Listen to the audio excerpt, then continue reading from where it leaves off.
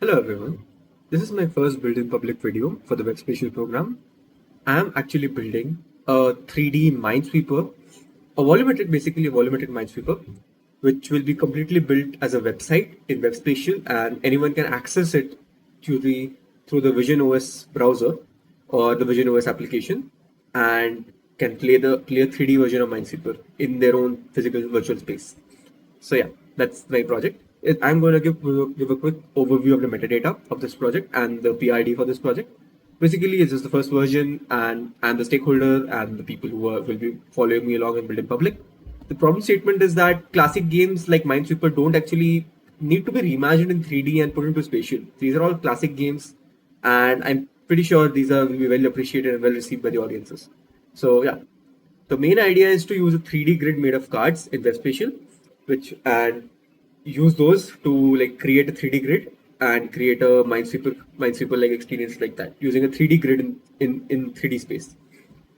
So okay, and my goals for this project are to deliver a working prototype within 10 days, with the core mechanics being the 3D grid, the reveal flag, win and lose states, all that stuff. Some basic animations, not very complex stuff. And I also want to document this build in public with short videos. Then we have a few user personas, which are dev and web enthusiasts, casual players, build in public followers. Then the core hypothesis is that the point is that how exactly am I going to measure my game? Because how exactly I'm going to measure success for my game? The first is adoption. That I need to first track how many the percentage of people who jump on and start a game after landing on the page. That's a very important metric. It's a very important conversion metric, a retention metric. It's very important. Then obviously engagement. I also want to track how if I'm going for is kind of not included in the scope, but this is how I would likely engage my how track my performance and progress. So engagement, session duration average, and after the first reveal to end, how long a person actually keeps playing the game, if they're repeating the game or not. Completion and win rate, obviously, this will help me determine if I need to tone down the complexity of my game or help me or increase the difficulty of the game, depending on how many people are able to complete or finish a game. The last retention and return is as I just mentioned before. The final is features and requirements. So obviously there are a few features here. There's a 3D grid generation, the reveal mechanic, the flagging mechanic, the win-lose logic, block flip animations, a will to restart the game, and a few board size variants which will be included later scopes. Then also we have a basic hover and highlight. There should be a tour and tutorial, but I'm not going to be including in this particular one because that Minesweeper itself is pretty evident and easy to play. So it's kind of self-explanatory. It doesn't need a tutorial per se for people to play this game. So what is out of scope? There is no online leaderboards. There won't be any complex theming or visual effects here.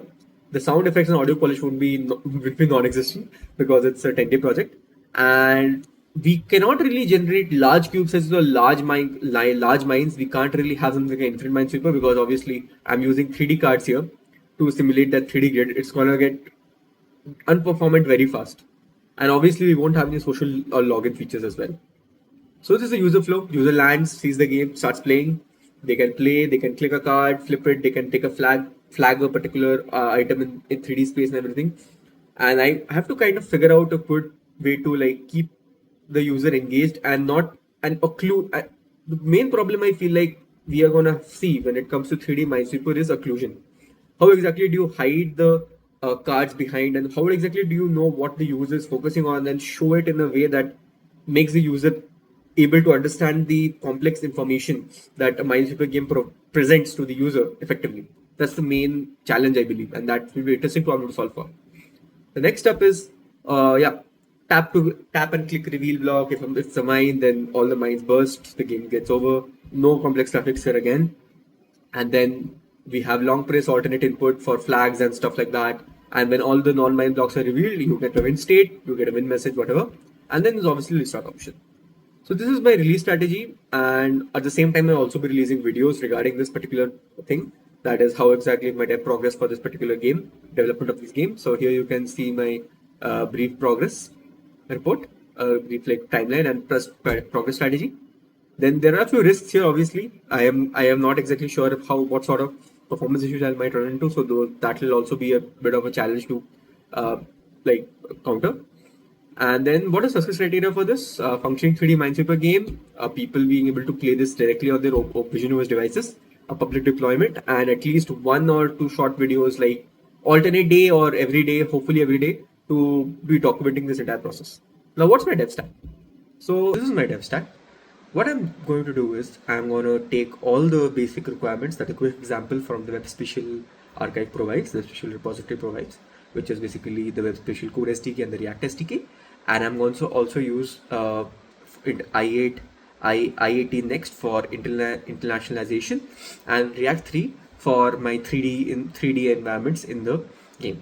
That's basically all my entire dev stack. I'm also going to be using Tailwind for the front end and basic HTML and CSS for the rest of the stuff. Yeah, that's pretty much it. Thank you.